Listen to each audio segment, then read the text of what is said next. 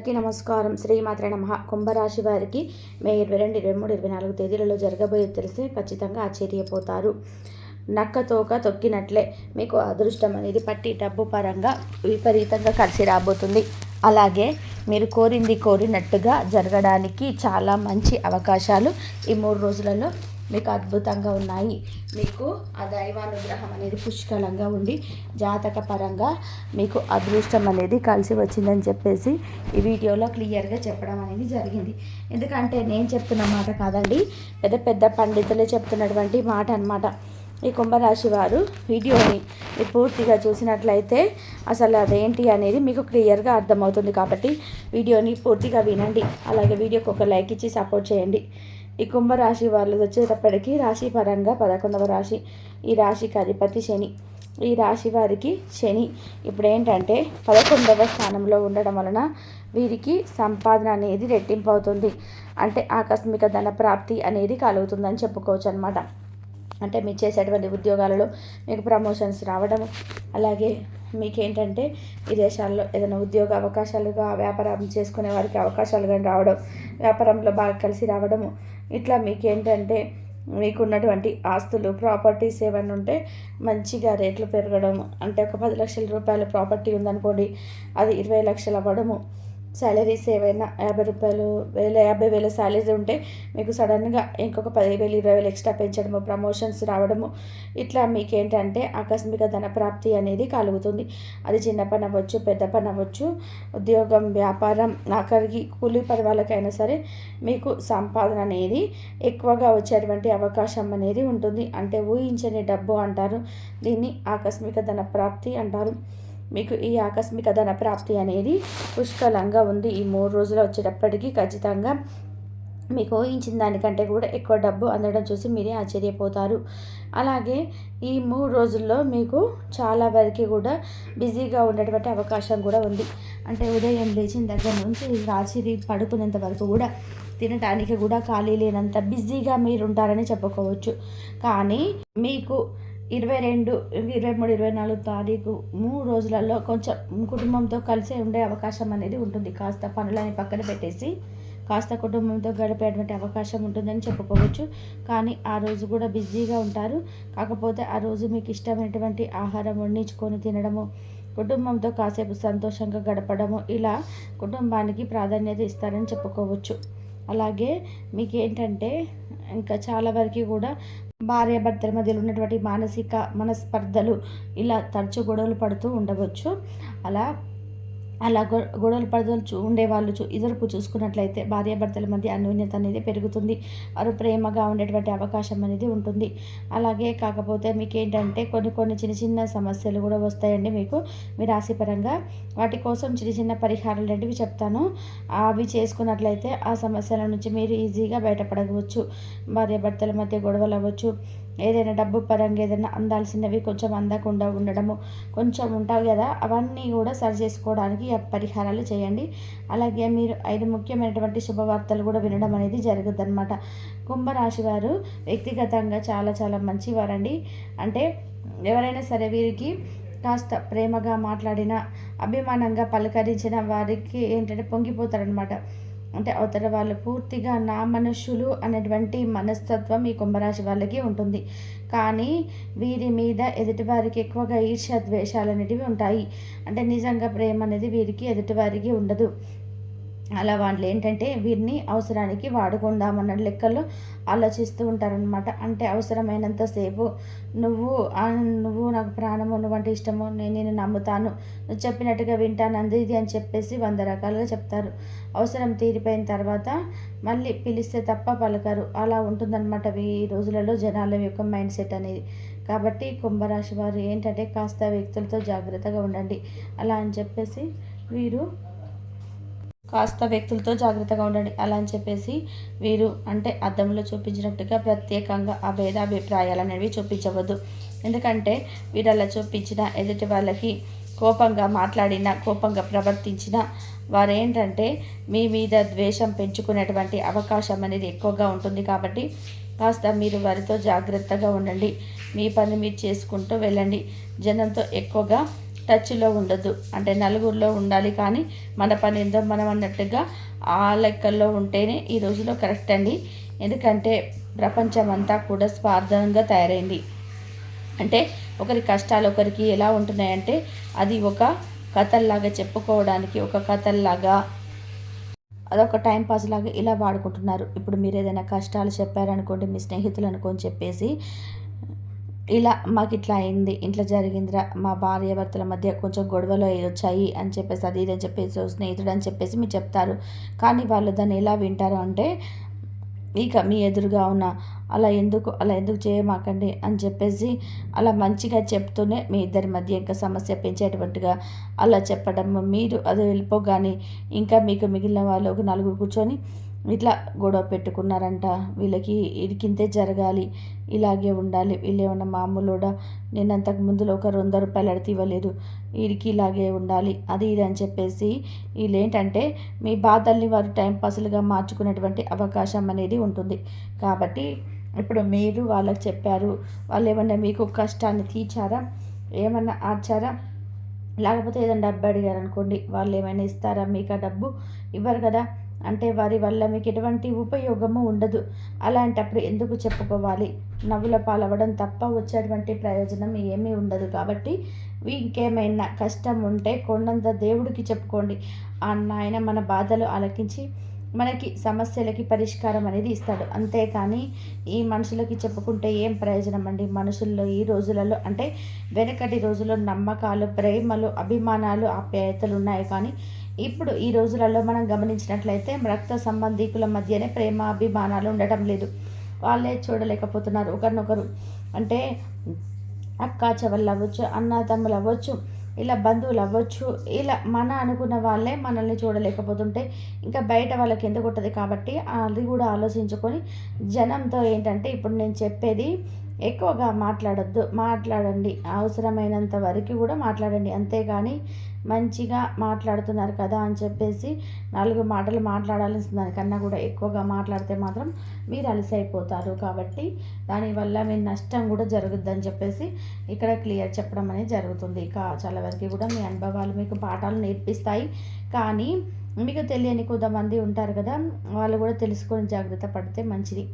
కాదు మేము అనుభవపూర్వకంగానే తెలుసుకుంటాము అంటారా, అది మీ ఇష్టం అనమాట. అట్లా ఈ 3 రోజులలో కొంచెం జనంతో జాగ్రత్తగా ఉండండి. తర్వాత అయినా సరే జాగ్రత్తగా ఉండండి. ఇక మీకు కష్టానికి తగినటువంటి ప్రతిఫలాన్ని మీరు ఖచ్చితంగా కూడా చూస్తారు ఈ 3 రోజులలో. అంటే చెప్పాను కదా, మీకు శని 11వ స్థానంలో ఉండటం వలన మీ కష్టానికి తగినటువంటి ప్రతిఫలం అంటే ఆకస్మిక ధన ప్రాప్తం అనేది కూడా కలుగుతుందన్నమాట. అలాగే మీకు అన్ని గ్రహాలు కూడా అనుకూలంగా ఉన్నాయి. బృహస్పతి, గురుడు, అలాగే శని గ్రహము, కుజగ్రహము ఇలా కూడా మీకు కొంచెం అనుకూలంగానే ఉన్నాయి.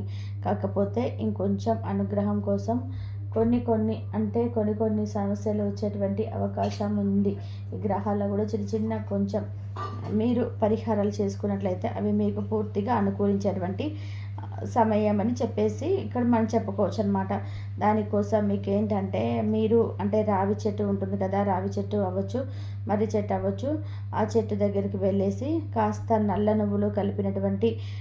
నువ్వులు ప్లస్ బెల్లము ఈ 2 కలిపినటువంటి నీటిని ఒక చెంబెడు నీళ్ళు చాలండి.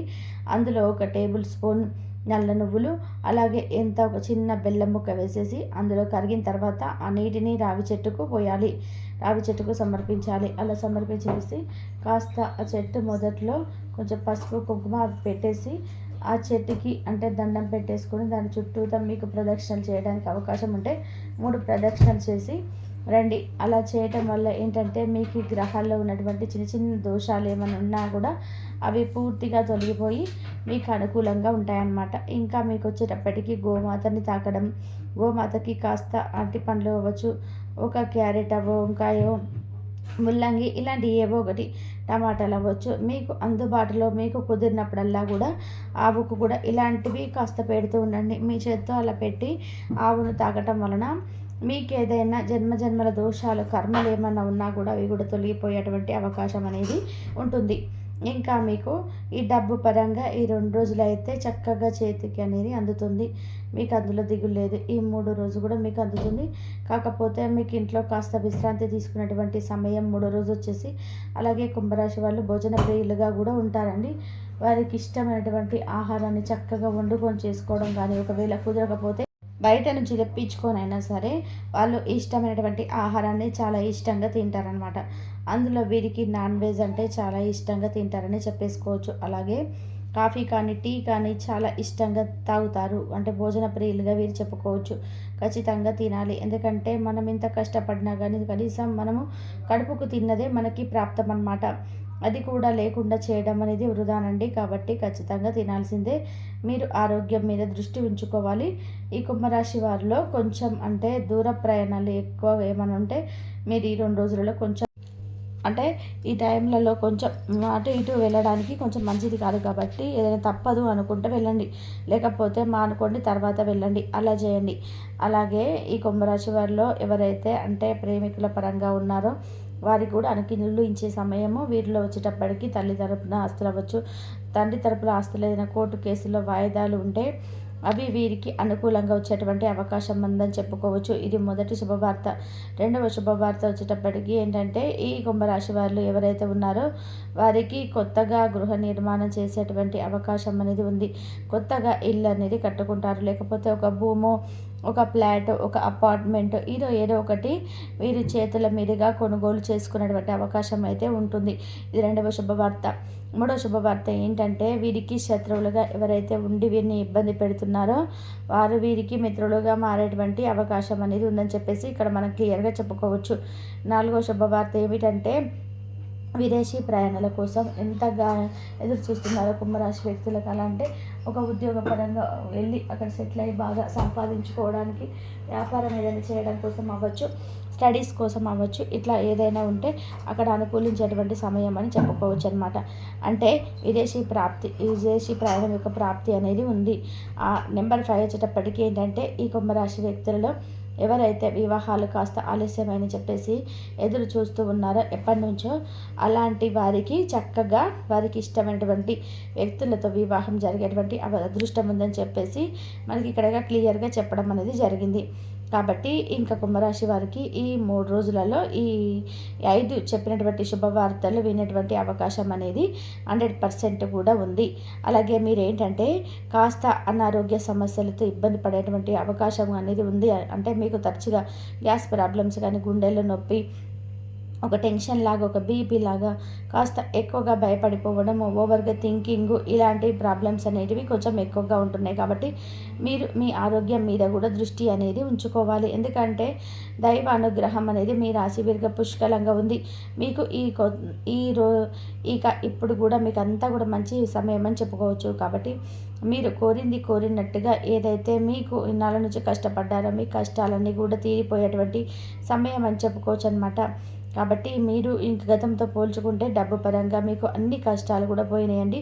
మీకు అంటే ఇందులో కోటేశ్వర్లు కూడా ఉంటారు, కోట్లు సంపాదించే వాళ్ళు ఉంటారు.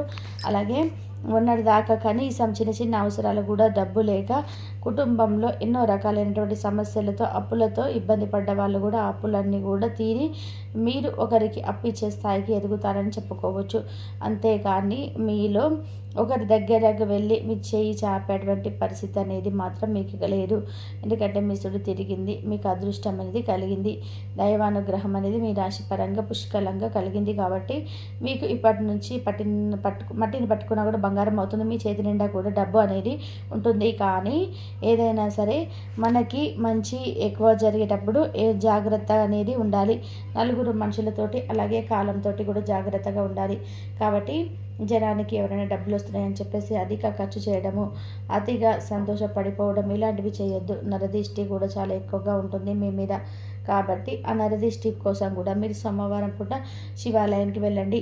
శివాలయానికి వెళ్ళేసి శివుడికి కూడా కాస్త అభిషేకం చేయడము, మారేడు దళం మీద ఏదైనా సమర్పించి అక్కడ ఏదైనా ఒక పండు ఏదైనా సమర్పించి శివాలయంలో చుట్టూతా కూడా కొంచెం ప్రదక్షిణ చేసేసి ఆ విభూతిని ధరించటము, ఇలాంటివి కూడా కొంచెం చిన్న చిన్న నియమాలు పాటించండి. సోమవారం పూట ఈ కుంభరాశి వాళ్ళు శివాలయానికి వెళ్ళి విభూతిని కూడా తీసుకొచ్చుకొని మీరు స్నానం చేసేటువంటి నీటిలో చిటికడి విభూతిని కలుపుకొని స్నానం చేయడం వలన మీ జాతక పరంగా ఏదైనా దోషాలు, మీ ఒంటి పరంగా ఏదైనా అనారోగ్య సమస్యలు ఉన్నా కూడా పూర్తిగా తొలగిపోయేటువంటి అవకాశం అనేది ఉంటుంది.